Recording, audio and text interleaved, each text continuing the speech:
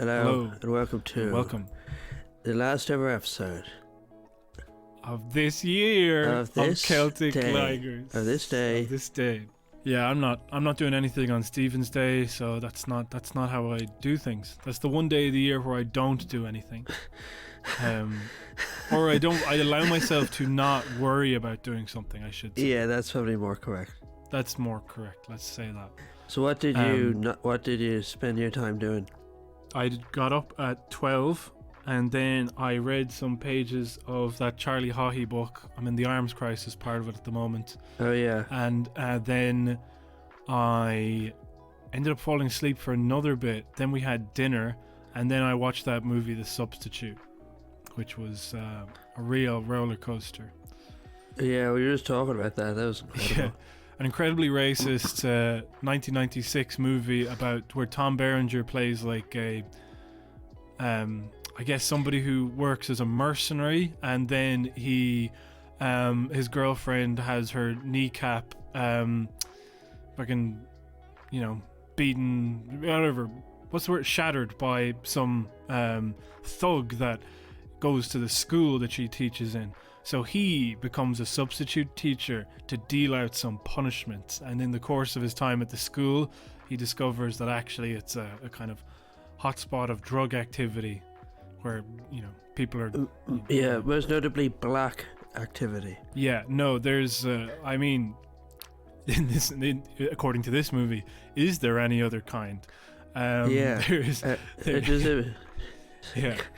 It turns out the principal is black, is dealing drugs, and then there's that line where he goes, and they say busing was a mistake. Yeah, they said busing wouldn't work, said the white man about the plan that the principal has to turn schools into we get the drugs. Wait, and the then white guy says that? Yes. I thought the principal said it. No. Right, that's even more racist. Yeah, no, there's the principal is trying to explain to the white guy, he's like, because he believes that he's a mercenary, he's a gun for hire, so I'm going to cut you in on this deal, but he doesn't realize that the guy doesn't care about money. So he's his girlfriend. Yeah, and because he cares about the kids now, because initially he started off and he didn't care about the kids, but then he realized after telling them all about Vietnam and they were just eating it up, that now he's like... some of them are white. Some of them are white at heart. Let's say that. You know what I mean? For example, kids like Jerome, who are his favorite, they're white basically, but anyhow, there's a bit the principal is kind of going like, it's an ingenious plan. We get the drugs and then we have our customers right there. We just give them to all the kids in the school and we get the money, And then then the white guy turns towards his mercenary friend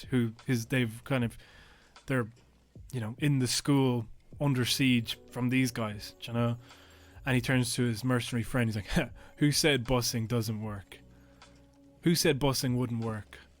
Also, by the way, I should mention his friend is black, so that was why, and his friend had to laugh extra hard at that line, so the filmmakers could get away with it. That's incredible. Yeah. And then there's a black teacher, and he goes to the principal, and he goes, "You betrayed our kind." He does say that. What he does is, what happens is, the teacher, basically, first of all, there's like a fight that breaks out at the start of the movie, and everyone's like, "Yeah, fight!" And then a person is working their way through the crowd to stop it, and I immediately knew that they were meant to be the kind of kind-hearted black teacher, because they kind of had like dreads and glasses and a beard. Do you remember that one where like somebody? Yes, I remember that. Like, that meme. They used to be such a like the dreads, glasses teacher wearing like one of those Argyle jumpers. Yeah, exactly. And actually, he's wearing a flannel kind of flannel patterned shirt. Do you know? Okay. Do you know what I'm talking about? Anyway, whatever. It's like the type of stuff that might. Not that anybody would know this, but my technical graphics. Is that what it was called in school? Oh yeah, now I know. Yeah, now I get you. Kind of squared T-shirt, Anyway, whatever. Or not T-shirt, shirt. With the square kind of pattern on it. Yeah. But anyway, he breaks up and the fight, and anyhow, he's like talking about how amazing the principal is, and he's like, this guy used to be a cop. We have to kind of respect him. He does actually say that at one point, and he's like, and now he's kind of worked his way up, and I don't know. He's basically he's very complimentary of this teacher, of this principal, and so then when the white guy tells him like, this guy's dealing drugs, like, no, I don't believe it. I won't believe it. And then he's like leaving school one day, and he sees your man dealing drugs, and he's like, and then he gets chased by a gang, and then they're like, this is quite funny. He's in the gym. He gets cornered in the gym, and the only thing that he can think to do is to climb the rope to try and escape. So he tries to climb the rope, and they're like, what are you doing? And then they like stab him in the leg. He falls off the rope, and then he's on the ground. And then they're like, the black principal's like, I used to be like you, naive and stupid, thinking that I could make a difference and change the world, you know. And then he's like, you're so naive, you're such a fool. And he's like, well, at least I didn't sell out my own kind. And then he gets shot in the head by the principal. Oh, he gets killed. Wow, yeah. That is extreme. I would let him go. This is a really stupid one. Basically, in the previous scene, the white guy has been run off the road by some gang lords, and he's left for dead. Okay, and so the next morning, literally just after you've seen this guy get shot in the head, okay, they have the flag at half mast, and somebody's like blowing a trumpet. All right, like dur, dur, dur, dur, dur, dur. And then the white guy just rolls up to the school and gets out, and he's like, "Who died?" And they go, "You were supposed to have died, sir." And I was kind of like, no. The other guy also died. The black guy who got shot in the head. Do you know? Oh, yeah. I was just thinking like, yeah. And then he comes in, it's a bit of, they're like, whoa, Teach, they said you were dead on the morning announcements. And he's like, well, I know I was a bit... No, that was the I know guy. I was a bit late, but I was like, yeah. And then this other teacher got shot in the head, and he's like, what? Like, just like... I was like, oh my god, like that's not. Anyway, okay, yeah. this is way too long. The buzzing thing is funny just because, like, you know, Joe Biden's president of America, or president-elect, he was opposed to busing, which was busing in black children to, what was it? Black children to most wealthier areas. Yeah, well, you know, I believe that it was segregation, so there was like kind of all of these. It was an anti-segregation measure anyway. And he was opposed to it because he didn't want his kids growing up in a racial jungle. Yeah. So this is Joe Biden's America. Yes, exactly. But it is funny that he says that about busing, given that I don't think there's a single white person in the school that he's teaching it. Do you know what I mean? Like a single white student. Oh, really? So he's going like, oh, busing, they said it wouldn't work. I was like, well, I don't know if it has, because like, you know, like you have a school here, and like, well, this school, it you know, busing works, but that clearly what was wasn't. It you're saying you don't think busing, you think busing was a mistake? You got me. To use your own words. Listen, got it in under the radar. Yeah. I get cancelled at the end of the year. It doesn't count for the new year, okay? Speaking of end of the year. The end of the year, yeah. That's what it is now. Kind of, yeah. Almost. How long do we have? 4 days? We're in the last gasp of 2020. So this is the last ever episode of Celtic Tigers. In 2020? In 2020, for the year. We'll see you next year. Yeah. No, you said, like, you know, like, usually the stuff where people are like, goodbye 2016, we won't miss you, do you know, stuff like that. This time I find it even more tedious, like even more, like I usually find it quite like grating, because it does feel pretty arbitrary. It's like, you know, yeah, you're just like, oh, this is just another, you know, celebrate the arbitrary movement of the earth around the sun, sort of thing. You're like Neil deGrasse Tyson. But why here? Why isn't it like in July? Why isn't it, you know, why do we decide here? Have you ever seen that thing that he does? Neil deGrasse I've seen all the fucking dry shite stuff that he's done. Like he did one recently where every year he's like, celebrating an arbitrary point around the movement of the sun, Earth around the sun. He does that every year. He's like, what's so special about New Year's? It's just a random point around the sun. Yeah. Just, I mean, you got to celebrate it sometime. I don't really mind. It's not the celebration of the ending of a year. It's the part where it's like yeah, goodbye 2020 and hello to 2021, where we won't have COVID. It's like, you know what I mean? Yeah. There's never been. Now, usually there's a kind of like cutoff point or a feeling to a year. Like like I said, it is arbitrary, but like it kind of like for basic people, it is like, all right, bye bye 2016, hello 2017. You know? Yeah. But now it's like, what could possibly be different in this year? Because the start of it is going to be the exact same as every other part of the year. We're going to be trapped inside yet again, and you know, all of the countdowns that people have, where it's like, "Fuck you, 2020." We will be so glad to be, you know, not see you anymore. It's just like we're still locked down. We're still in our house, and like, I'm just so interested to see how they're going to fuck up the rollout of the vaccine. You know. Yeah. But anyway, this is the last ever episode of Celtic Tigers. Can I bring up just one of the latest Neil deGrasse Tyson dry shite things? Yeah, go on. Somebody's talking about he was talking about he was like, oh, Santa clearly doesn't know his science, because actually, you know, male reindeer like lose their antlers after like a certain point in their life. So Santa doesn't know his science because his reindeer don't lose their antlers. Is that what he said? Because he's like, it's actually female reindeer, I believe. Yeah, but Santa doesn't make the reindeer. Do you know what I mean? It's like, I didn't like the magic, the side effects of the magic that makes them fly. It's like, I guess they just retain their fucking antlers. Yeah. You know? Like, imagine if you had a dog that never grew larger, and it was just like, oh, well, I guess you don't know your science because dogs are supposed to grow. It's like, no, he's just genetically different, you know? Yeah. You're telling me that there isn't a reindeer out there that just, you know, was born with antlers? Yeah. Just has all the antlers forever, you know? Yeah. You're telling me full that set doesn't of happen. antlers. You're telling me that you've measured every reindeer's antlers throughout the year.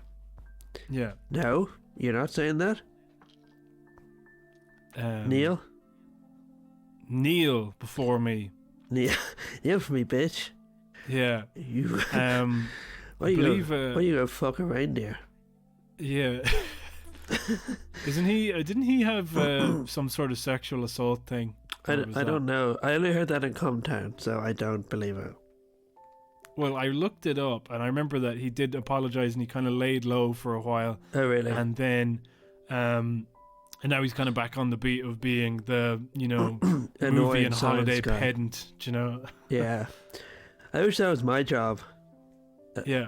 But only for stuff like, oh, a banshee? Interesting. How does she know? How does she know when someone's going to die, you know? A puka? What the hell's a puka? You know?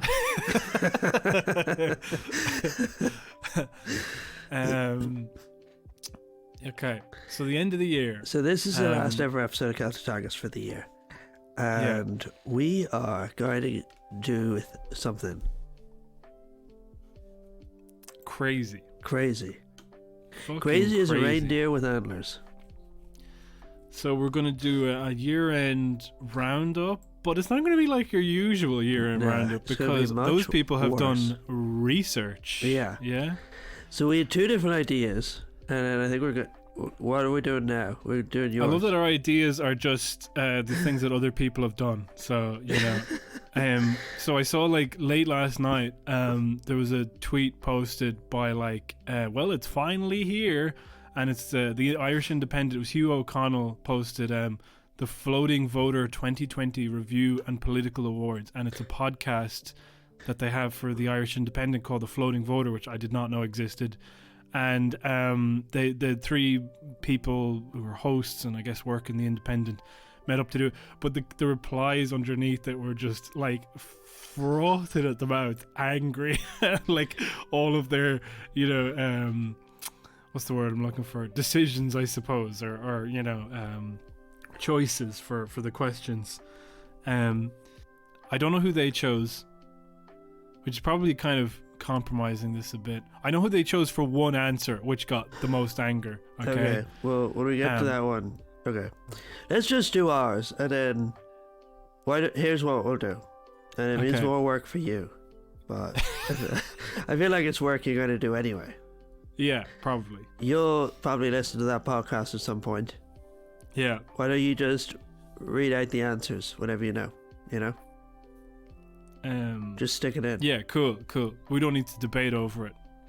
We can just presume who they would. So the people who were on the podcast: Independent newspapers political editor Philip Ryan, along with political correspondent Hugh O'Connell, and politics team new recruit Gabia Getcheveke.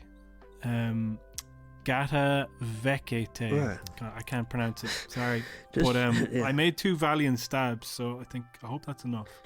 Yeah, they say the new thing you're supposed to do is go, I'm sorry, I don't know how to pronounce your name. Can you tell me so I don't get it wrong? You're just supposed to ask. Yeah. So can you get her on the phone, please?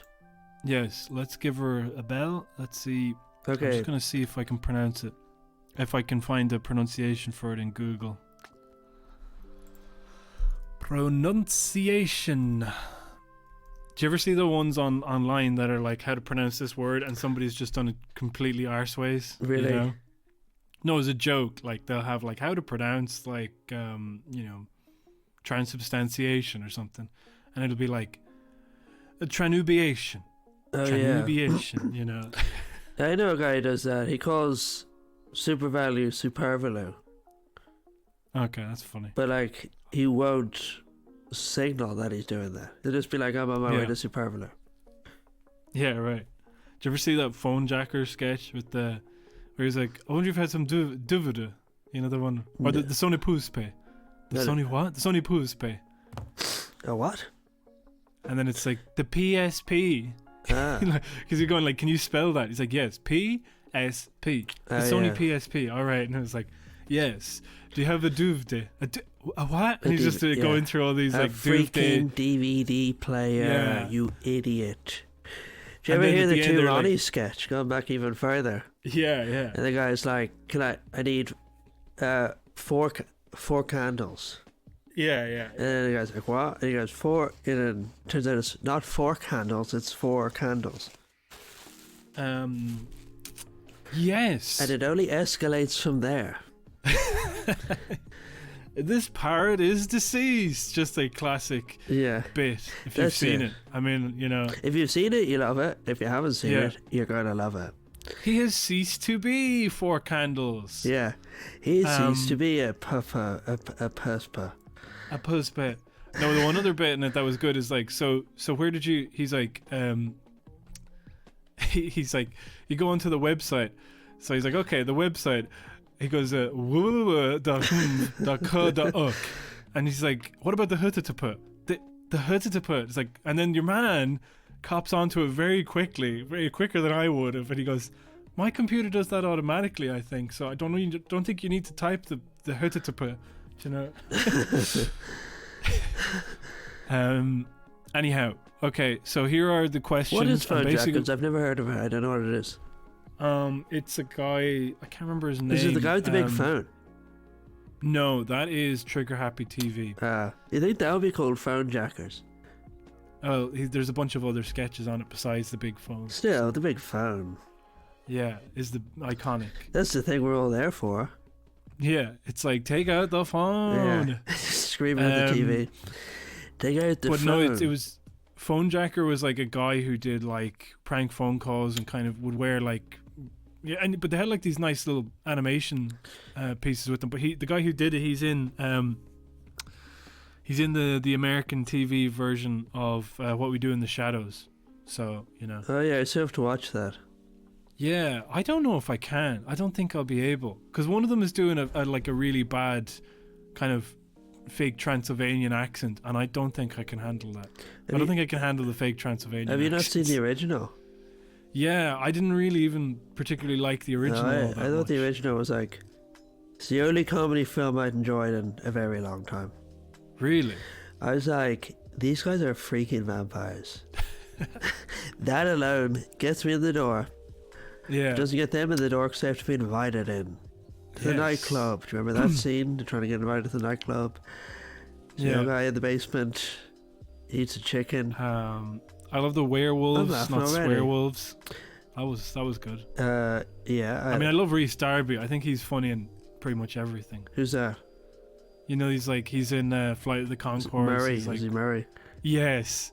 Present? God, he really cracks me up. It's like, well, you got to make me look like King of the Dicks, you know? Oh yeah, or the I just like the band meeting. Okay, Jermaine. Jermaine, are you present? Murray present. Okay. Do you remember when I can't remember when they were getting mugged or something, and then I think was it Jermaine? I didn't really watch the show enough to kind of have it committed to memory, but when he gets he basically Brett abandons Jermaine, or is it the other way around? Anyway, it doesn't matter. But anyway, they he ends up getting kidnapped by the muggers, and then so he gets Murray to come down there and investigate the scene with them, and then he's just like, so what was it? He was here and now he's gone. And he's like, yeah, and he's like, well, this is terrible, and you should have told us this 2 days ago when it happened. Okay, this must be agonizing for people. It's just like we're like, okay, time to do the roundup, and then we're just misquoting Flight of the Conchords. Tons of shows, tons of misquoting The Substitute, misquoting Flight of the Conchords. So here are the questions. Can we do one thing real quick though? Of course. We're not doing anything else. I want to do before we get into politics stuff, I want to talk about what is it doesn't have to have been released this year. What is the best movie you've seen this year? Not even joking. I don't think I've watched a movie this year. Wow. I really don't. I only watch movies when people force me to watch movies. Really? Yeah, and then it's like, I'm really bored. Well, I watch this. I do find it very difficult to watch movies by myself now. My attention span has dropped that much. Even with The Substitute, I was that was going on and off every few minutes to check Twitter or whatever, and it's that is not a very taxing movie. I don't know why. So what's it was yours? so difficult. What's your? I watched Under the Silver Lake for the first time this year, and I thought it was really good. What's your favorite game you've played? Oh, that's good. Well, that's good. Yeah, that's a good question. Shit. Fuck. Again, doesn't have to be released this year. No, but ideally for this, the style of the thing. Well, if it's for if it's the best game I've played that was released this year, it'd have to be the one game that I played that was released this year, which was Crash Bandicoot 4. Okay, yeah, I haven't played any games released this year. I just realized. Probably for me. Mm-hmm. It was probably Dark Souls. Was that released this year? No, it was released 10 years ago. Well, then I want to say that the best game I played this year was Beneath the Steel Sky. I thought that was loads of crack. Okay. What's the best? I was going to say what book, but... Should we describe any of the things that we're talking about? I mean, we don't need to describe Dark Souls, probably. No, if we're describing your things, I'm describing mine. Okay, fine. But, well, Under the Silver Lake is... It's kind of too hard to explain, but essentially it's Andrew. It is too hard. I know, but you just stop me and you're like, "No, we need to explain these," and then you're like, "I'm like, okay, explain it." You're like, "Nah, it's too hard to explain." Well, it was a movie where Andrew Garfield plays this. I thought it was a game. No, I'm talking about Under the Silver Lake. I'm talking about every bit that we've done. Right. Okay. So mine was I didn't watch a movie. Okay. Yeah. Under the Silver Lake is a kind of dreamy neo-noir type thing that's about conspiracy theories, where Andrew Garfield becomes determined to find his neighbor who moved away. She kind of disappears mysteriously in the night, and he kind of goes on a search to find her, and it's very good. So then the games. So Dark Souls, take it away, James. Dark Souls is like a crazy game where you play a guy who's undead, I guess. The story's sort of vague. Anyway, it's really hard, but it's a bit of crack. Crash Bandicoot 4. It's about a mutated bandicoot, and this is the fourth in the series, and it's about like there are other dimensions in it and stuff. That's crazy. Yeah, and then Beneath the Steel Sky is about it's a point-and-click adventure game from the late 90s that was made by what's his name? I think his name's it doesn't matter. But he did the Broken Sword games, and it's a kind of science fiction game about a guy who's in this dystopian city trying to get to the bottom of a big conspiracy. It's very good. My favourite book that I read. Will I tell you that one? No. No. You don't want to... will I tell you? No. No. Sorry. I thought you said... Did I ever tell you that? Oh, yeah. No. Tell me. Of course, tell me. It was about... It's called Inventing the Future. Uh-huh. It's by two guys. I can't pronounce their names. Inventing the Future, Post-Capitalism in a World Without Work. Yeah. It was just about, like... The idea that sometimes on the left, you sort of like people look backwards towards things, you know, to fit for solutions, but really we should be like trying to own the future. Yeah. And it was about how to come up with like a, you know, socialist future. Yes. Which was quite good. That sounds great. Yeah, it was good. What other I haven't read any books this year, so the best book that I've read is the third of the Charlie Haughey book. I'm in the middle of reading, and I don't even remember the name of it. Excellent. Yes. And that's all. What's your favorite podcast of the year? I've been listening to one called Eat the Rich, which I quite like. Oh yeah. I've listened to that.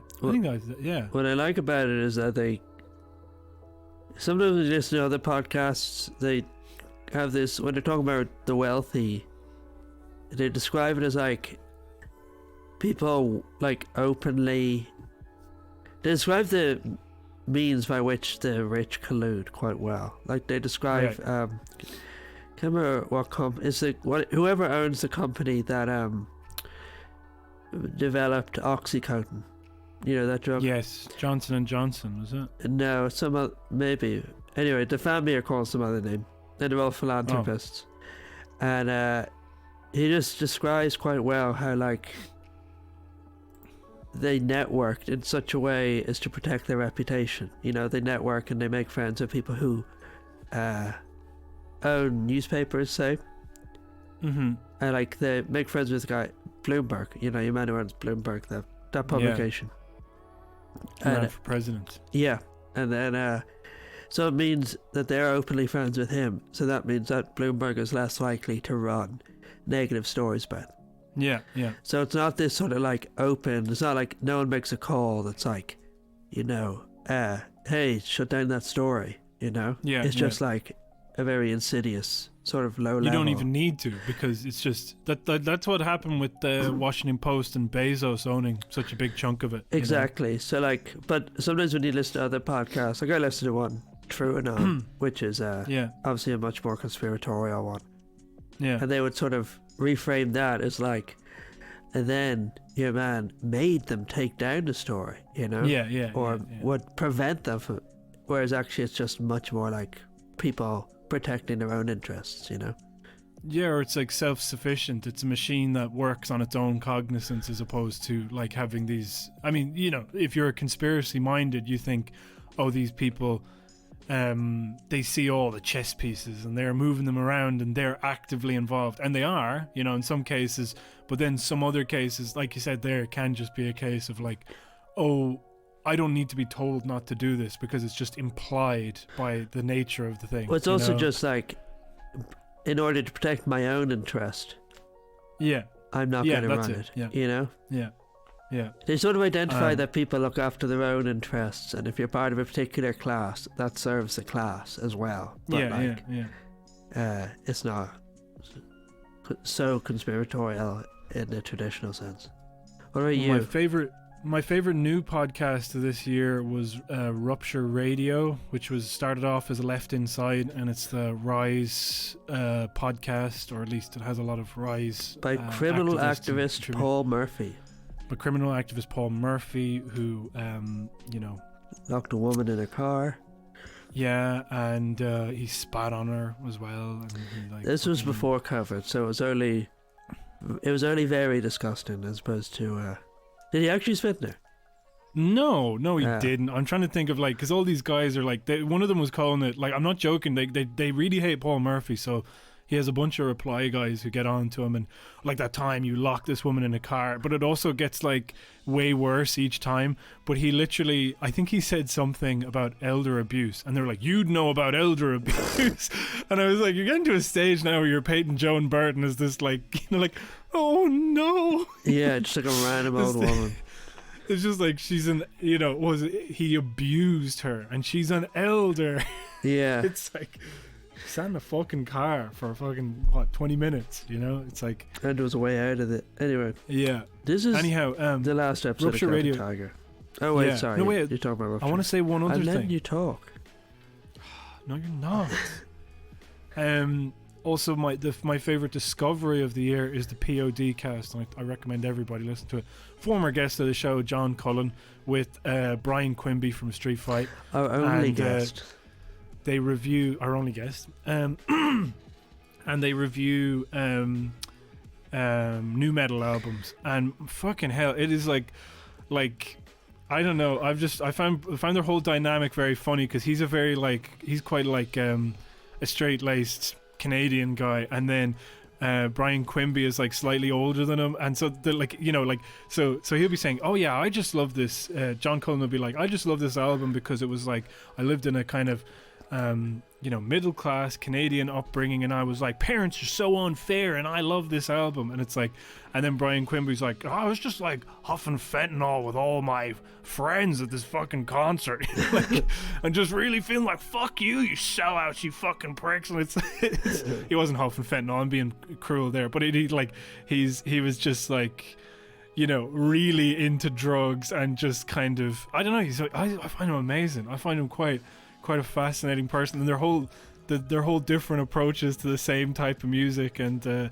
did reviews of Slipknot, and Slipknot's first album, which is apparently new metal, and System of a Down, and and then a lot of Limp Bizkit, obviously, and Korn, and talking about how cool they thought all the people in these bands were, and how impossible it is to explain now.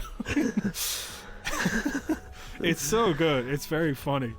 But anyhow, yeah, that's a roundup of entertainment, I guess. And now music. No. Oh, the music. Fuck. Okay, let me think. I mean, I don't really listen to new music all that much. Yeah. I kind of listen to all music. All music is my favorite music, I listen to drill music. That's good. Get into GBG or the Notorious DBG. Trying to think of any other. Ruth Bader Ginsburg. Yeah, I got it. The Irish stuff is really bad for some reason. Irish drill. Yeah, and loads of the English stuff gets taken down by the police. Let me think of one song that I like. I found one that is new and released this year that I thought was good. The Link is About to Die by Los Bichos. I thought they were good. That sounds very ironic, is it? I think that they're I don't know, it came up with my YouTube thing. It was oh, you might like this, and then I looked them up, and I thought they were good, but they're kind of tropically sounding surf rock type stuff. It's quite good. Anything else? Okay, there's a song called "Don't Make Sense" by a guy called YB. Listen to that. Cool. Now, this is the last episode of Celtic Ligers for the year. So 2020. Bye bye 2020. Yeah. That's it. Bye. Friendship ended with 2020. My new friend is 2021. Me talking to my grandkids. Yeah. What happened in 2020? We don't talk about 2020. Yeah. We never talk about that. Would you like some le bacon? Yeah. And they're like, how do you know that current meme? And I'm like, oh, that meme's been around for quite a while. Oh my god. What was the le something? Something you would start something with le. Everything. They would just do it everything. God, like le epic win or something. Exactly. They would just say stuff like that. They'd be like me going to le school. Okay, right. And the kids are like, yes, king. Yeah. Imagine like a reeling in the years, like when we're older and it's like with all these memes in it, and we're like, oh god, look at that now. Yeah. I'd forgotten, you know. Yeah, le epic redditor. Yeah. The biggest meme of 2008 was scumbag man, whatever, scumbag Steve. guy. What's his name? Steve. Scumbag Steve. Yeah. What was the biggest meme? No, let's just get on with it. I don't care about memes. So here are the questions that the Independent asked in their podcast, which we have yet to figure out the answers to, but we will. You will. And then maybe we'll add a little supplemental thing once I know the answers and I get James's reaction. I don't know. But here's a good template to base our politics thing off of, because they do politics and they've done it, okay? So, James, who is the best agriculture minister of the year? Is it 1, Michael Creed, 2, Dara Calleary, 3, Barry Cowan, or 4, Charlie McConlou? I actually have a copy of Farmer's Journal here beside me. Hell yeah. And it doesn't tell me. It doesn't have a cartoon. Do you want to hear the cartoon? Yeah, read it. Go for it. It's Santa, right, in a sleigh, and all his reindeer have, obviously, horns. Yeah. Hair, and then their elf has dropped a load of stuff out of the back, and the elf is saying, he goes, Santa's like, I hope whatever's dropping out of the back of there is not important. And then the elf is going, bad news, they're glass extension forms, but GLAS, glass extension forms. So what's that about? Is that shout out to our farmer friends. I hope you're having a good chuckle. Our farmer friends having to pause the podcast so they can finally take it all in, and then come back and listen to, you know. Yeah. To go find their dad with whom they have the same sense of humor because they live the same life, and and have a good old chuckle. So my favorite minister would be Dara Calleary. I think so as well. I actually was going to say him too. And I don't know who he is, and I don't know. I vaguely remember the name. Is he the current one? No. Okay. Charlie McConlou is the current one. He's the however you pronounce it, but he's the one who's just been tested positive with COVID, so the rest of the cabinet had to limit their movements as a result. Yeah. I hope he doesn't I hope he doesn't test. I hope he doesn't test for bovine spondylitis. What is it? BFE? BSC? Mad cow. Mad cow. Yeah, I hope he doesn't get mad cow disease. Yeah. And we're all praying for you to pull through. You're in our prayers. And I'm not talking about Joan Byrne. No, I would never. I'd pray for other things. No, to happen a to mad Joan cow. I've called her a mad cow. Wish I'd gotten that. No, the Dara Calleary is the because basically he was also part of the Vote No campaign during the abortion referendum, And I don't know what the deal was with Barry Cowan. Imagine fucking. He was the drunk guy, do you remember? Yeah, no, I know. I'm just saying that. I wonder who were given these spots. Were like Fianna Fáil loyalists or people who wouldn't make the party look bad, essentially. And so then Derek Cleary was very upset, and he tried to get people to go on. He kind of got his media surrogates and stuff to go on TV and be given out about it. And the main thing was that, there isn't a TD in the West, and the interests of the West aren't being represented, and it should be me, and it should be Derek Cleary. And then there was a guy called Thomas Byrne, I believe.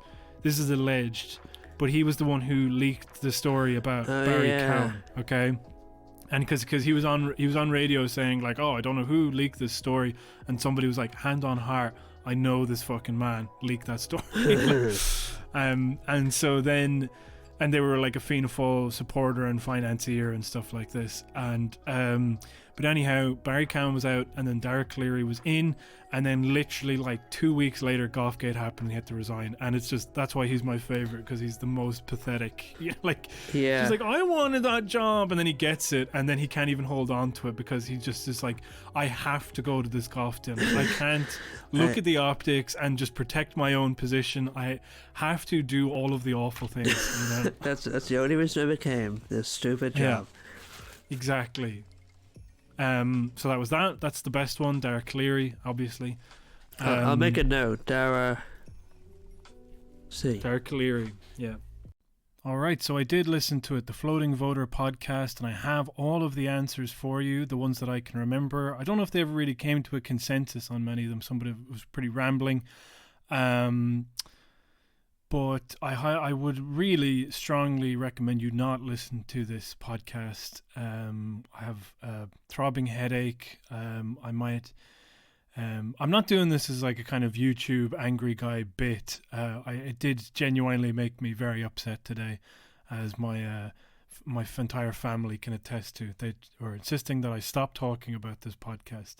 But anyway, the agricultural minister that they chose, drum roll please, Barry Cowan, because he provided them with the most mileage, not even really headlines. I don't think they broke the story, but they did find the bit where he had a learner's permit, I believe. So yeah, see you at the next answer. Rule breakers of the year, question mark. One. Now, this one's very funny because of the order in which these are placed, okay? Rule breakers of the year. Number 1, Golfgate attendees. Number 2, can you guess what number 2 is? Barry Cowan? No, Bobby Story's funeral. Number 3, RTE's staff retirement crew. And number 4, Leo the Leak. Wow. I can't believe that Leo is the last, obviously, but also that they were like, we don't have enough rule breaking, so we put in the RTE Christmas do, or whatever, the retirement do. Yeah. You know? It's like, I don't know. I mean, I guess it is rule break. I mean, what other rule breaks were there exactly? I suppose those were the most high profile. Probably. Yeah, but like, Golfgate was the big one. I mean, so I don't even know why you bother to come up with 3 others. Because Golfgate is kind of it, isn't it? What about Leo? I think Leo's worse. Like, Golfgate was bad, obviously, but like Leo undermined, like some made the point. It's like the government's supposed to be negotiating with these unions in good faith, and then he's like undermining union negotiations. Like, it's pretty destructive for like government. Not to mention what came out of that, where they're like, "Have you done this before?" Not with the same type of information, and then they're like, what? And he's like, no, I haven't. Yeah. It's like, like what it is indicative of like all the other times he's undermined stuff. And then of course we only need to look at like even this year, which we'll get to later on in the list because there's another one. But either way, as I'm saying is that he has a habit of undermining things or not accepting that things can't mightn't be going his way. He needs to make them happen his way. And so technically Leo the Leak would be the rule breaker of the year, except it happened in 2019. So So there you go. That's for me. So that's why Golfgate clinches it on a technicality. Also, like, Golfgate is you just humiliated me in front of all of it. But Golfgate is also, like, insidious just because of, like, all the people who were there and all the, like, it was just like, I was thinking about this recently, like when Leo was out drinking cans. Do you remember? Yeah. In the park. And then there was also a time where apparently, like, was it a family house or something like that? Like, he had access to some house in Phoenix Park where he threw a house party that was not investigated by any of the outlets like the Independent or the Irish Times, and he broke the rules there. Well, he threw a house party in COVID. Yeah. Really? Yeah. I don't know how many people were there, but like neighbors basically went to, I believe, the Mirror or like some other newspaper, and they were saying we saw like more than 10 people coming out of the house, and they were up until about 3 a.m. or whatever. Do you know? Wow, I didn't know that. Yeah. And yeah, it comes up a lot in the replies on anything where Bobby Story's funeral gets mentioned. I mean, Bobby Story's funeral also wasn't great. You know what I mean? No, it wasn't great. I'm not going to say that. I'm just saying it's like... Yeah. To be honest, it's so small potatoes. But I think one thing we probably should be doing is, who do you think the Independent is going to say is the biggest scandal? And I would wager Bobby Story's funeral will be up there for them. Yeah. And to me, it's like... I don't give a shit. I also don't give a shit about the retirement thing in RTE. Yeah, the RTE retirement thing was a non-story, really. Like, yeah. Okay, next one. Even though there's a lot more people there than I realized. No, but the other thing about the Golfgate thing is, you know, he has a party and he does all of his like stupid shit, Leo.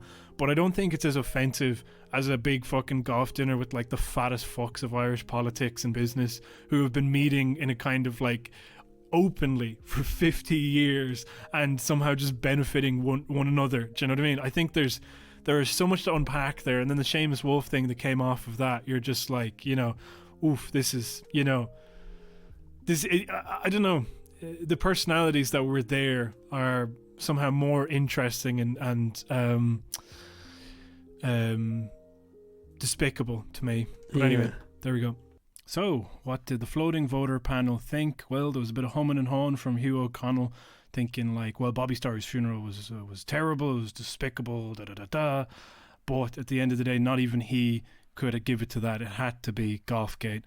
So Golfgate was the one that did it. They when they were referencing Leo the Leak, they referred to Leo as too big to fail, really, and that was kind of it. And, you know, constantly talking about like there not being, you know, appetite to see Leo gone and all this type of stuff, which is kind of a theme I want to come back to in some other bits coming up, but just to keep that in your mind. While we're on the topic of Bobby Story's funeral, I just wanted to bring up a thing that I've seen here. So today is the 28th. There was an article released in the Belfast Telegraph by Suzanne Breen, headline of which reads 2020, a year Sinn Féin will probably like to forget, accompanied with the picture of Bobby Story's funeral. Don't know why they would want to forget it. They had some of the biggest electoral gains. They're now the opposition, and their opinion polls are incredibly high, but whatever. So Ned Kelly, Twitter user Ned Kelly, handle @TrumanKelly, has posted underneath, if you're looking for a funeral that blatantly breached COVID regulations, look no further than the Garda Horkin funeral attended by Charlie Flanagan and Drew Harris. And then they show pictures of, again, like comparable to the Bobby Story funeral, but of course when there's not a political axe to grind, it doesn't really come up. I still think, you know, funerals are a bit touchy. I know people didn't go to them, but, you know, there's Golfgate and then there's going to a funeral. And whatever you feel about Bobby's story, I just feel like this is the go-to thing for anybody trying to attack Sinn Féin. And I don't know, as the year wears on, it's kind of becoming a bit more flimsy at each go around. So I'll see you at the next one. All right, bye-bye. Interview of the year. So, Phil Hogan, without a doubt, like Phil Hogan. Well, yeah, but he doesn't actually feature on this list. What? Yeah, I know. That's insane. Number 1, Stephen Donnelly with Zara King. Don't know what that one is. I think it was the one where he said that trampolines can hurt people. Or could it be the one where he was like, she was like, but surely you'll be able to buy children's clothes. Was that him? And he was like, no, you will not. No, that would have been Leo. I don't think Stephen Donnelly would have said something stupid. Look this up. Stephen Donnelly, children's clothes. Dude. That's going to turn up some results. No, I don't think so. I don't think that was that. Look up the interview. I honestly think that was Leo. Look up the interview. Okay. Stephen Donnelly. I think it was the trampoline, which for some reason people on Twitter got very upset about. But to me, like, because he says that the trampoline, it was like, oh, that just came to mind because my daughter broke her arm on a trampoline or something. I was like, oh, that makes sense. I mean, it is true. He's like, people jumping on trampolines. I don't know. It was kind of like a failed attempt to be personable. It was a really dumb kind of line, but ultimately, like, the way that people have responded to it on Twitter as if he's just such an idiot and he's so, like, what was he thinking talking about trampolines attacking you? He's like, no, he didn't say trampolines attacked you. He says you take a risk when you even go on a trampoline or something like that. You know? So what was the interview? It was with Zara King. It is the one with the trampoline, and it's the only thing that I can see is trampoline when I type it into Google. Okay.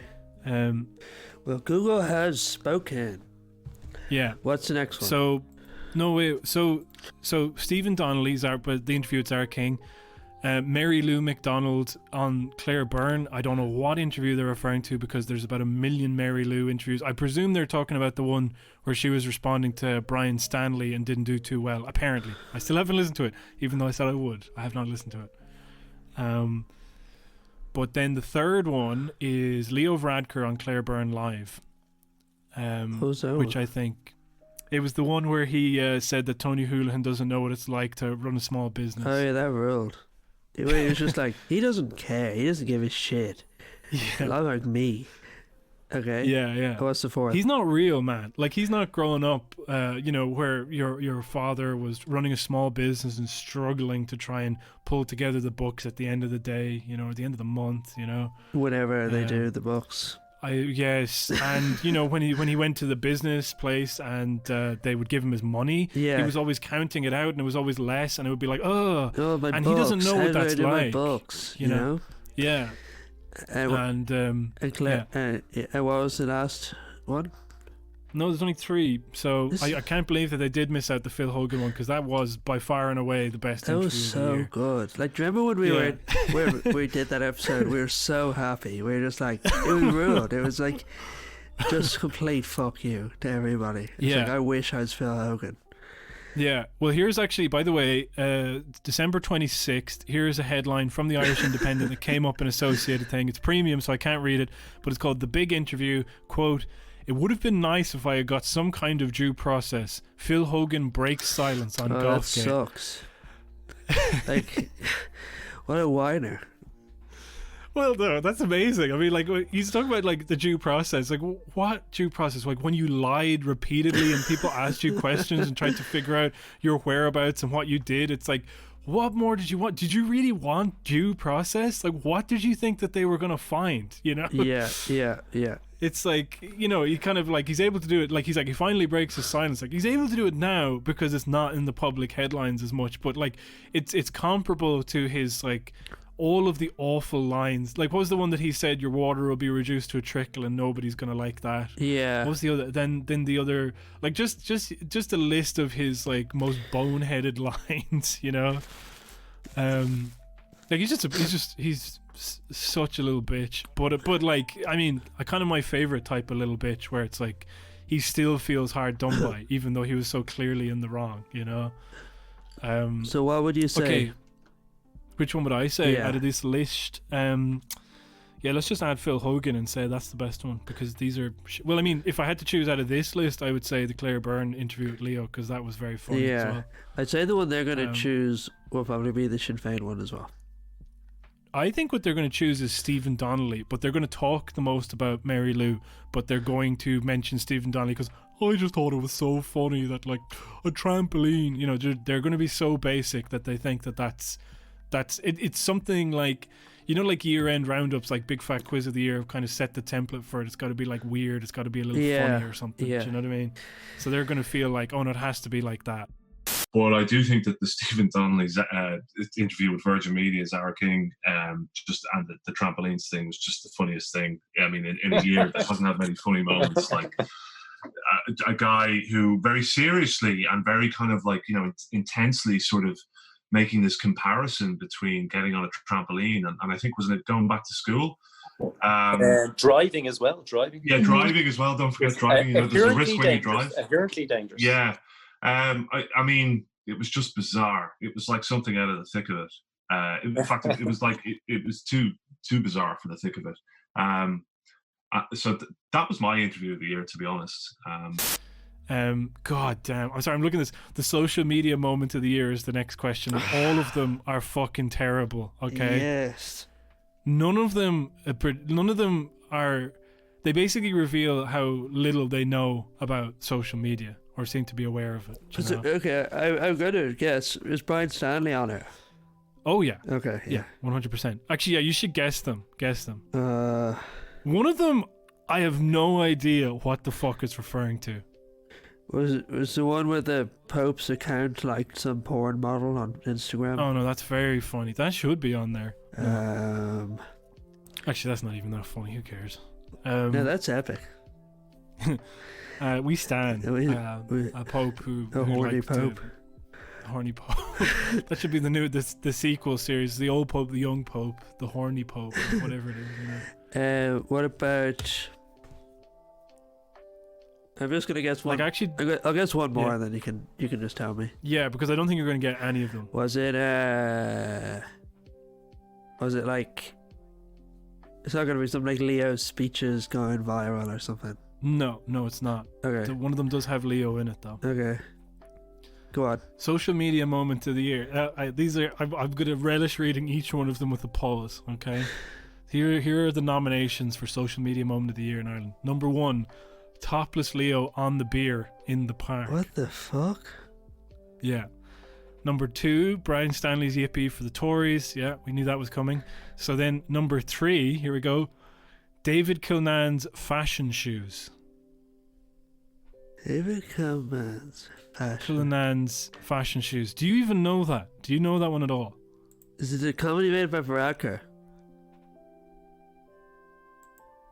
Yes, apparently. Yeah, I do. I looked it up, but like the first one that has it said it was homophobic because you would only ever make that comment about a gay man. Come on! I mean, he takes photos. I know all of his photo ops for him buying shoes, like in his socks. Like it's like I know. I do remember that. That one was insane. But that wasn't. No, I don't remember that at all. But that inclusion on the list is insane. Like it was a complete non-moment. Like, yeah, and it's rounding off the list with another non-moment that it's the epitome. Well, actually, I was about to quote Mean Girls. I was about to quote Mean Girls there to say like, oh, it's like stop trying to make this happen. It's not going to happen.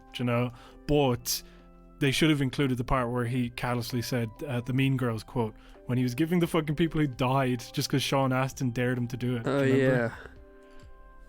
That was, what was it? So number 4. What was the quote? What's number 4? Micheál Martin's mystery call with Joe Biden. I don't remember that one at all. Well, apparently, when Joe Biden was voted in, he made a call to Micheál Martin. Oh, I remember the picture at the desk, I think. I have no idea. To be honest, I don't remember it, so I can't. And also, the reason it's included at all is to kind of be a bit of a soft win for Micheál Martin, But what's the thing that he didn't ring him or something? I don't know. And there's some weirdness, whereas the timing didn't add up or something. Let me just look this up. I don't know. I think it's just that it happened.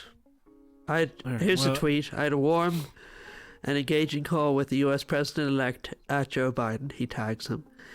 He brings tremendous knowledge and understanding to his new role, and he has a great love for his Irish heritage. He underlined his commitment to the Good Friday Agreement, and we spoke of importance of multilateralism, for example, the Paris Accord and the World Health Organization. I congratulated him on the historic nature of his election and that of Kamala Harris, and we agreed to work closely together. Not too closely, I hope. I also invited him and Dr. Biden to come back. Is her handle Dr. Biden? That's incredible. What a lame-o. You know that whole controversy, I presume? Yeah. She definitely changed that in the past while. I also invited him and Dr. Biden to come back and to Ireland and visit properly. We will mark this success. And then there's an Irish flag and an American flag. And then why is that in any ways a big deal?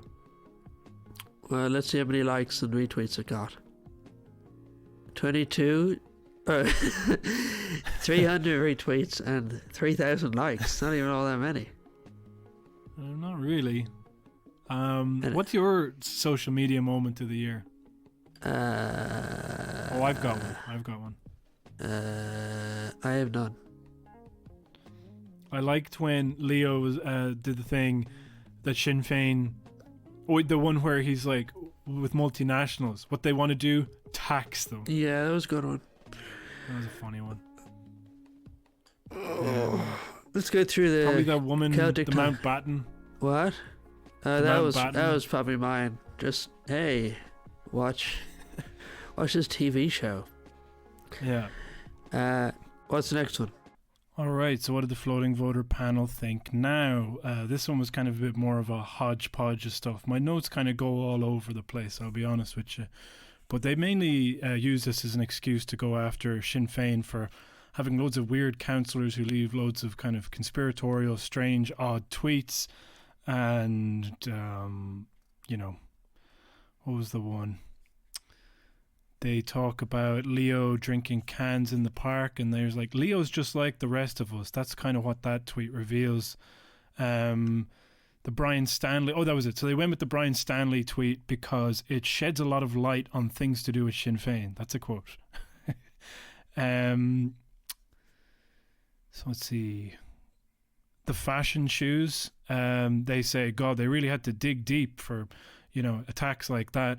Never mind the hypocrisy of going after Brian Stanley over a 2017 tweet. But there you go. So what else? They said Leo has had so many memeable moments this year. I think it's just their reverence for Leo Varadkar, which was incredibly just nauseating. Like they kind of treat him like the way people treat Bertie, where they're kind of like, yeah, but you gotta love him at the end of the day, he kind of is what he is. And for some reason I can understand it with Bertie, but with somebody as like truly despicable as Leo, I can't. But anyway, for any of those of you curious, it was Brian Stanley, yippee for the Tories. They thought that was really disgusting. Okay. Oh, and Joe Biden tweet with Micheál Martin. It turns out that was about Micheál Martin tweeting about a phone call with Joe Biden that he had yet to have, and he basically scheduled it and it just went out earlier than anticipated. So I still think that's a softball to Micheál to kind of be like, oh, he's a bit of a goofball and he's talking with Joe Biden and da-da-da-da. It's like, but I don't know. I guess Micheál Martin doesn't really have that many moments online, does he? Except for the big one where he said that we didn't bail out the banks. All right, see you in the next. All right, let's keep going. How many more questions we got? Well, there's a few more. I was supposed to get off at 12. Okay, get off at 12:30 and then. Yeah, let's do that. Okay, foolish statement of the year. Number 1, what do you think it is? These are definitely in order of their... Up the ra? Yep. Number 2, Simon Harris, COVID's 1 to 18. Number 3, Micheál Martin, banks were not bailed out. The Simon Harris one was a non, story. Like, he just had a brain melt. Do you know what I mean? Yeah. I think he thought it was a cute thing to say, but ultimately it was just like, it was an easy thing to kind of whip him up about. It's pretty stupid for the Minister for Health to think that, but anyway, whatever. Fucking, I guess it's so far in the rear view mirror that I don't give a shit. And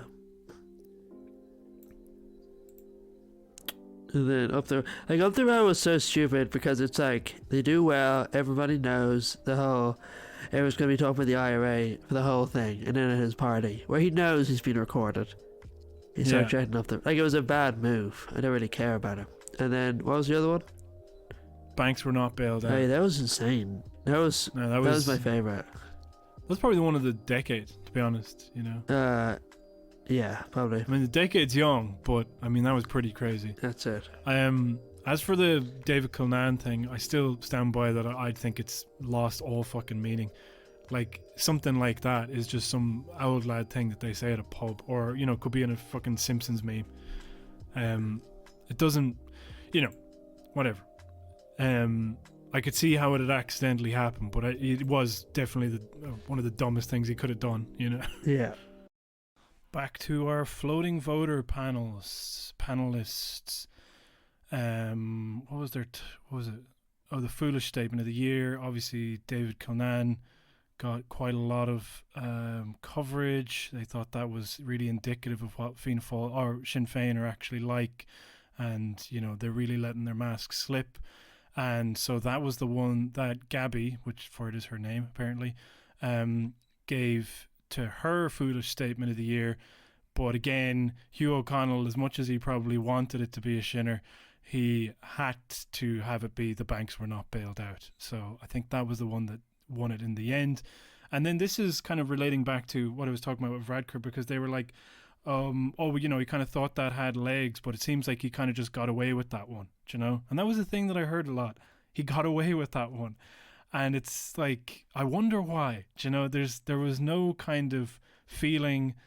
It was like they were there observing the news, calling balls and strikes, to use the American expression, and stories either took off or they didn't.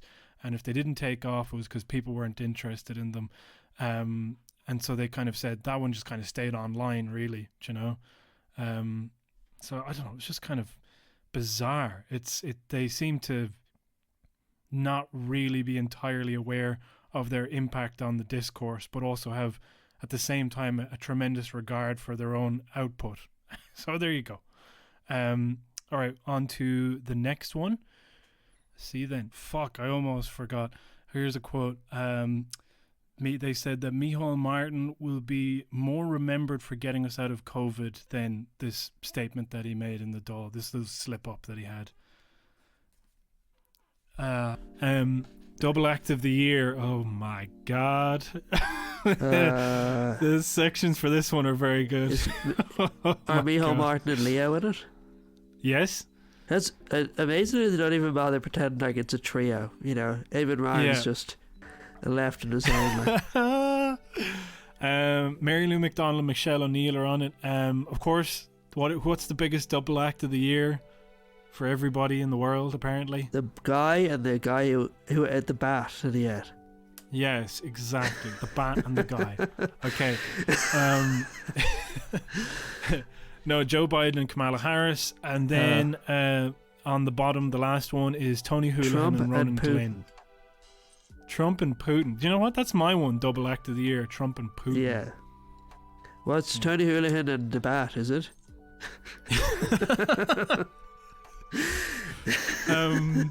Tony Holohan and Ronan Glynn, which is like, it's hard to call that a double act because it was mostly only Tony Holohan. You remember Glynn took over for him and said everything was actually fine, and then Tony Holohan came back and was like, no it's not, you're a fucking idiot. And now we haven't heard of Ronan Glynn much ever since. Oh yeah. Mary Lou McDonald and Michelle O'Neill is a very odd one, you know. I don't know, like, I haven't, like, you know, well, they haven't had any, like, they haven't. I mean, she's been leading the party for a few years. So has Michelle O'Neill. And they haven't done anything this year that they haven't done any other year. Yeah. And they kind of are like doing... I haven't really felt like they've You know, it's kind of like Michelle O'Neill needs to deal with this, so Mary Lou has to be present, or vice versa. Yeah. Do you know what I mean? Yeah. I never felt like they were ever tackling things in tandem. It was just like, you got that? Okay, cool. I'm focusing on this shit here. Do you know? Yeah. Pretty much the same with everybody on this list, like Joe Biden, Kamala Harris, Micheál Martin, and Leo Varadkar. But it's only like varying degrees of success. Do you know? My double act is probably.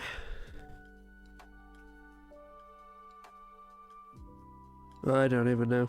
None. I don't know. None of them. None of them. Skip over that one.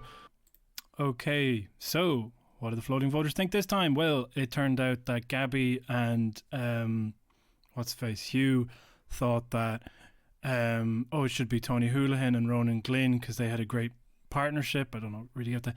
But then that was overridden by the host. I've already forgotten his name, which is, I'm scrolling up to read it, Philip Ryan, who said he was going to override both of them because how could they possibly say that when Micheál Martin and Leo Varadkar did like something historic, which is to bring the two Civil War parties who've been in opposition for over 100 years together in this government, never mind the confidence and supply agreement that we've been fucking living with for the past few years, whatever.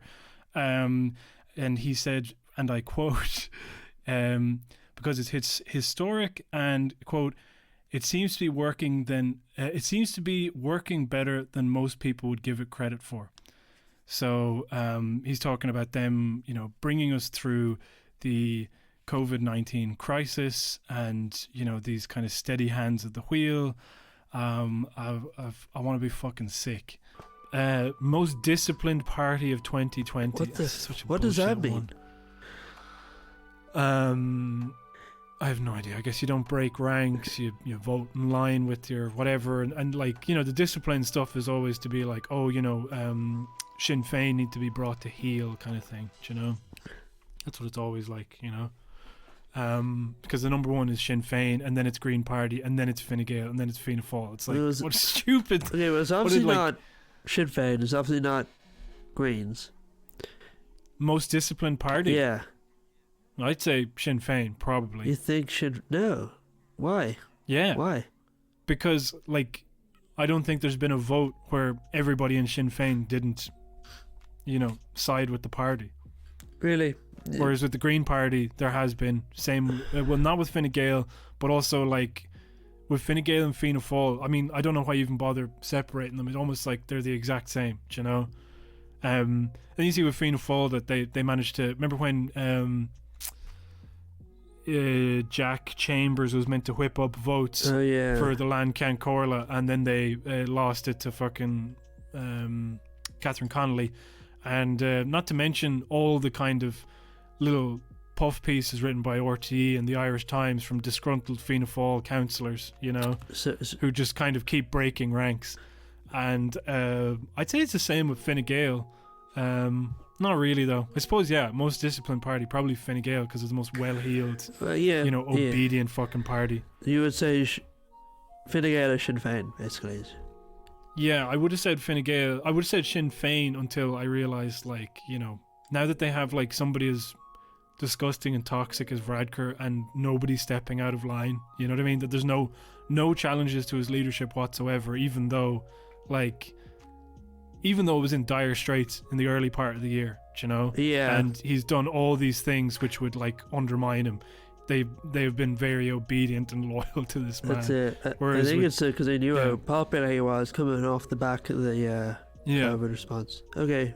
I think Sinn Féin, I mean, stuff like, you know, there's little bits where it's like, that's a headache that Mary Lou could have done without that this person did, because like I mean, to be honest, I don't give a shit about the Brian Stanley thing, but like, you know, that's not true. I was going to say can't imagine Fine Gaelers sending out some sort of stupid tweet, and then I was like, well, that's absolutely not true. They all send out dumb tweets all the time. It's just they're not held to account for it, you know? Yeah.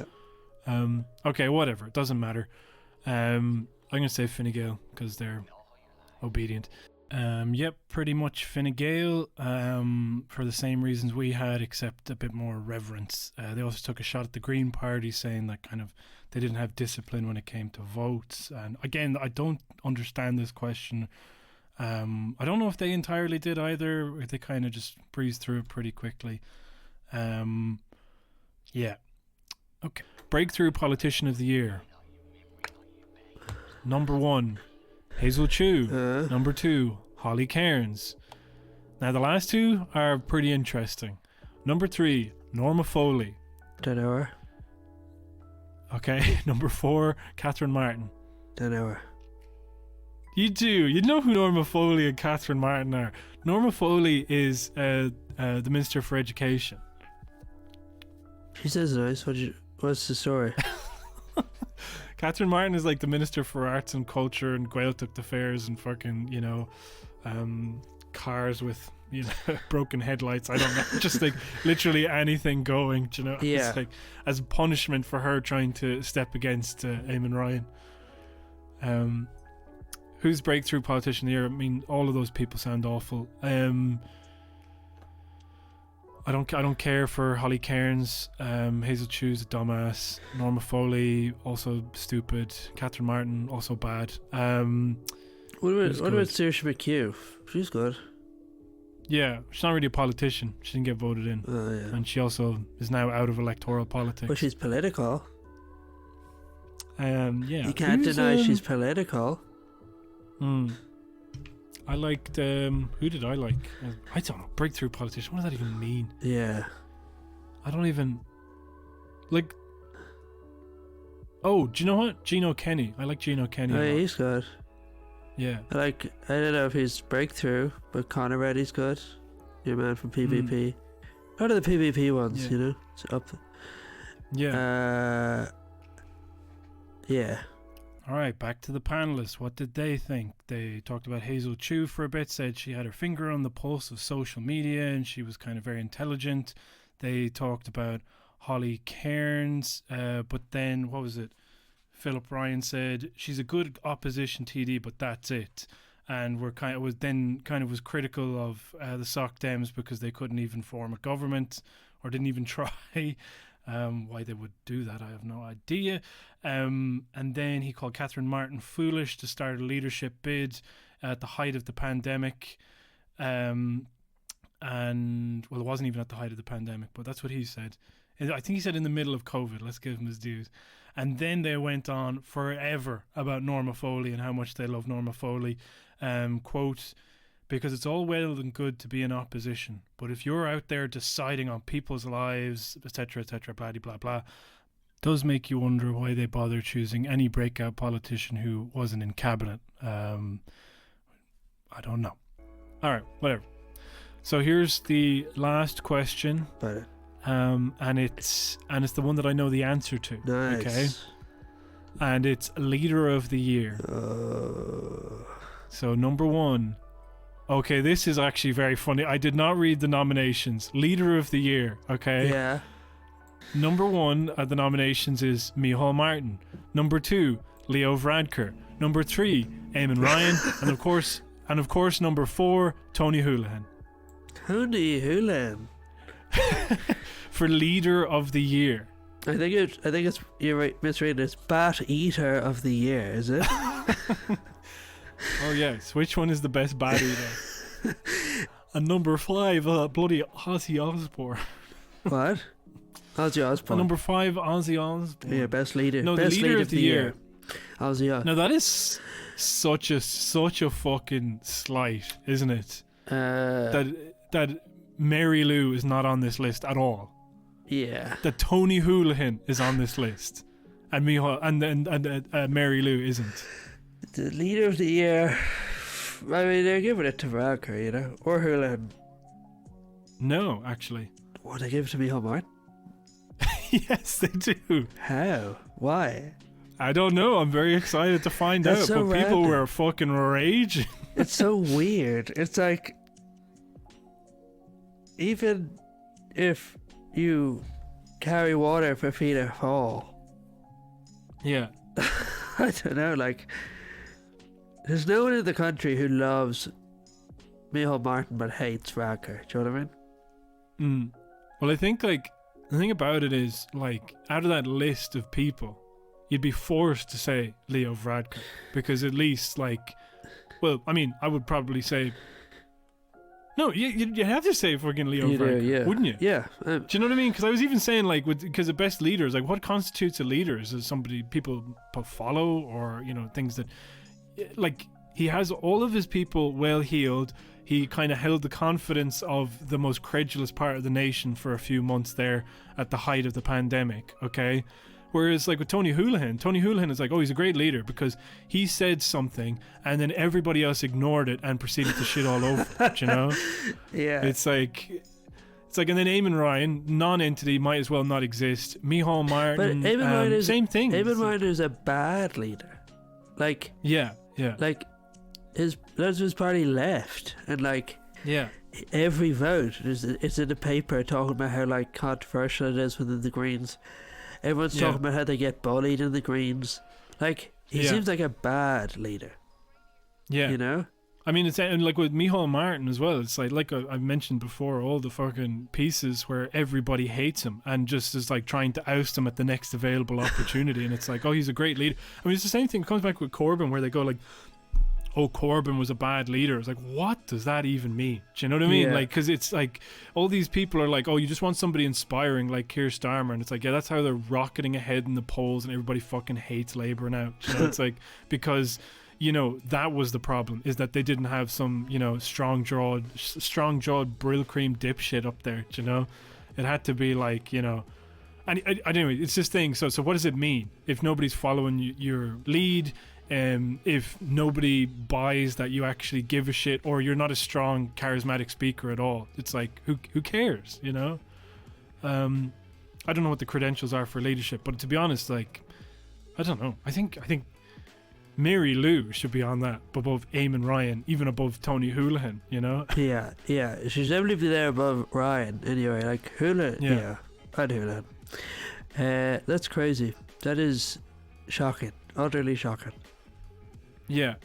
Who's your leader of the year? I mean, like, I don't know. I don't understand what this means. My leader of the year is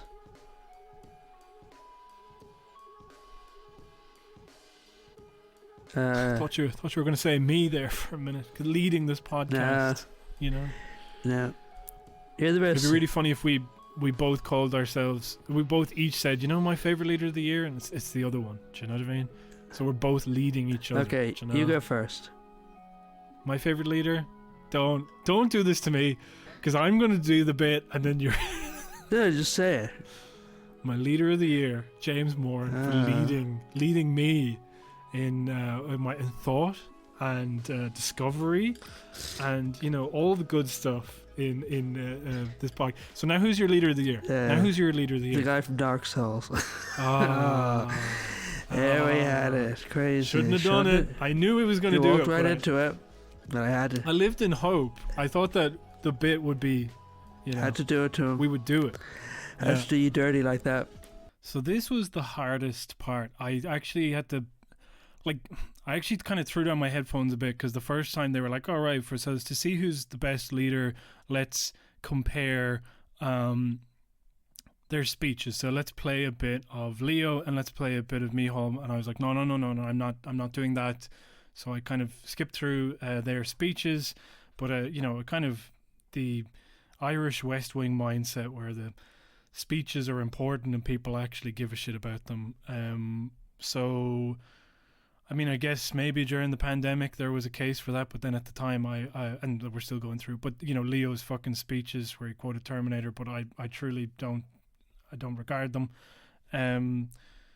So what else? Let me see. I didn't think there was going to be mention of Mary Lou, but then Gabby did mention Mary Lou, except they just ignore it. Then it was a toss-up, so I tell a lie. I thought it was Micheál Martin, but actually it was a tie between Micheál Martin and Tony Holohan. They said that Micheál Martin might be our shortest-serving Taoiseach, but he would probably be our most impactful. And they kind of, went on about him kind of bringing us through this COVID crisis and kind of showing strong leadership. Yep. That's about it. I found that quite grating. They ended on a thing, I think they said it was an incredible year for journalism. Well, I'm glad somebody was having fun. Now we thank our patrons. Yes. God, my mother's gonna kill me. I've missed lunch now by a half hour. The real leader. All right. The real leaders. So what's our patrons? The real leaders, our patrons. Don't forget we have a new one. All right. I can't believe we've got anytime we get a new one, I'm like, what? And this one, neither of us know who is. Yes. Well, I hope. I mean, maybe I'll see a picture and be like, oh yeah. I remember now. But I don't think I know him. I'm trying to open it, but How my internet's insulting very would that bad. be? Like, we're like some guy we've never heard of and don't know, and then it's like, actually, I know both of you. What's the theme? 2020. 2020. Okay. It was right there. So go to patreon.com/Celtic Ligers to become a patron for €5 a month, and you get a host of bonus content, and you also get your name read out in a very funny way. Comedic fashion. Okay, starting now. Thank you to Alan Carroll, who is for 2020 it's Abat. Yes. Careless. Carrot. A bad carrot. A bad carrot. Started the whole thing off. A bad carrot. Yeah, a bad carrot. Rob Gale. Rob Snail. Like when the person ate a snail and started this whole thing off. Yeah. Yeah. Stephen Bradley. Stephen Batley. No. Okay. We need to move on from the bats. Come on. It's 20. Okay, It's 2020. We had a winning formula there. Stephen Brad Donnelly, because he's like the Minister for Health. That became the Minister for Health in 2020. Yeah. Alison Spittle in people's mouths. Sorry, Alison. Sorry about that, but we had to do it. It was right there. Yeah, and give them COVID. Mm-hmm. Okay. There's one thing on TikTok, and it was like people sharing a lollipop. Mm-hmm. Just to make a point. What point? I don't know. That they're not afraid of COVID. Damn straight. Who's next? Richard Zimmerman, and that is Britain. Britain's leaving, man. Yes. Yeah. Okay. Bridget Purcell. Bridget Purcell.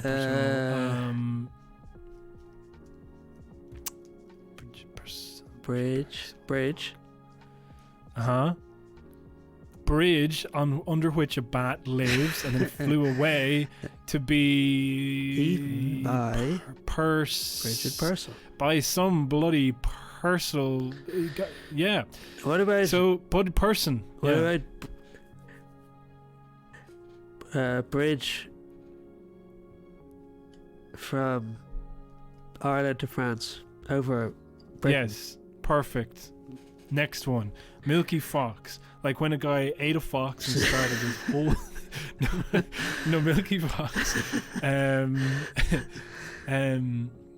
Minky Fox. I love it. Because of all the mink that got killed this year, that got cold. Yeah. They got colds and died. They got cold because of COVID and they died. That was so sad. So, I know. Kyle O'Neill. Milk. Kyle. Huh? Kyle O'Neill. What about Kylo Neil before the bat? As you eat it. We knew before the bat, and we worshipped the bat in 2020. Year of the bat, more like. Connor Barry. Connor Barry. Connor Barry. It's Connor Batty. That was good. No, it wasn't.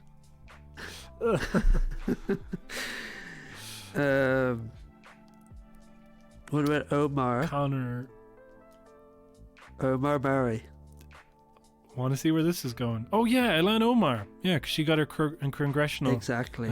seat again. Yes. The best person in American politics. But she's also got some other thing. I think she had anyway. Whatever. But you could say she'd sex with her brother. No, no, I don't fucking no. I was gonna say that there was some picture of her taken with some fucking warlord. You know, she kind of has. There's certain blind spots in her foreign policy, regardless of. She's pretty good, but there are some bits where you're like, no, I don't know if I like that. So she's not like 100% perfect, but obviously no American politician is. But she's definitely the best out of the bunch of them. Yeah. Even the squad, like, you know what I mean, who are kind of, you know, I don't know, in the doghouse at the moment for various reasons. Liam McCartan. Liam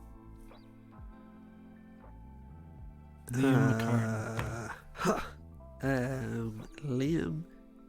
I really hate that this theme. I really don't like it at all. Why? Liam. What about Liam McStart end? You know, like. Yeah, we're ending the year the way we started. Yeah. Yeah. Claire O'Neill.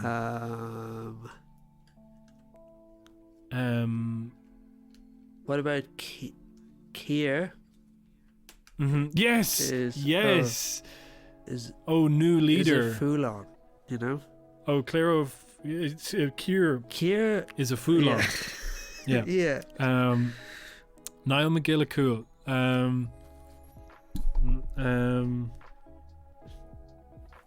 God damn it. What? Niall McGillicuddy. What about trial by? Oh, one thing I just remembered there, they didn't mention Justice Wolf at all in any of those things. No, that's in true. Any of the questions that we true. asked, which is weird. Anyway, Niall, trial of Supreme Court Justice Wolf McGillicuddy. That's a very bad one. That's really good. I'm very sorry.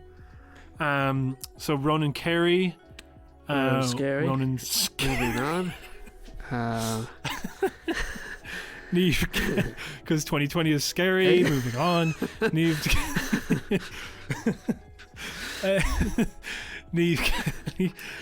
Kelly. Fucking hell. What about Mary Shelley?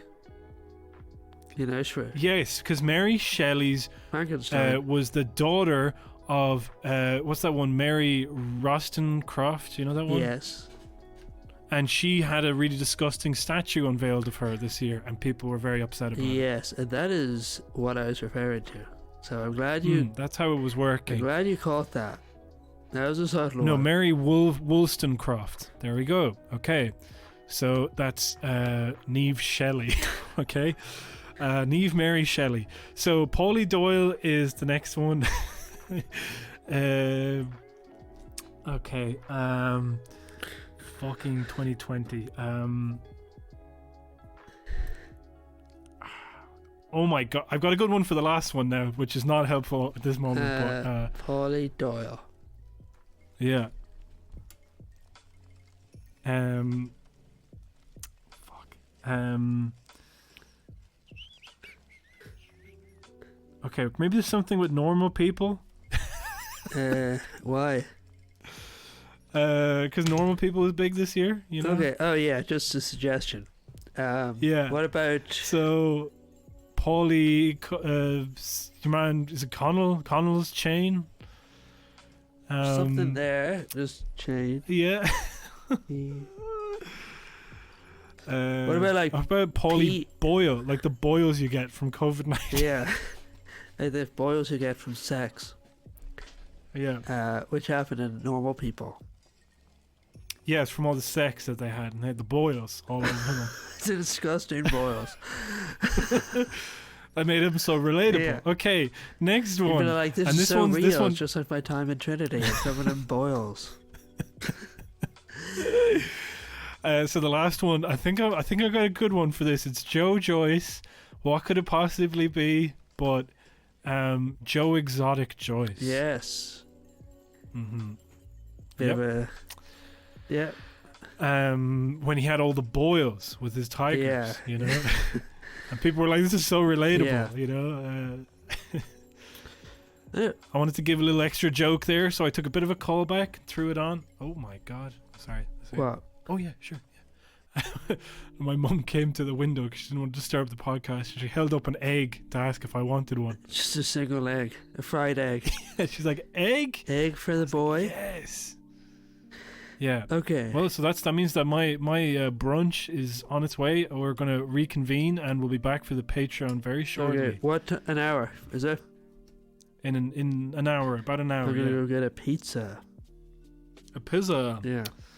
I find it very funny when people mispronounce stuff. That's why I really like. Oh, have you seen that? Brian Butterfield. You know Butterfield? Your mum's literally holding an egg to the window to try to get you out of the room, and you're telling me. Just to let everybody know, Brian Butterfield has a podcast now, and it was very funny. So anyway, okay.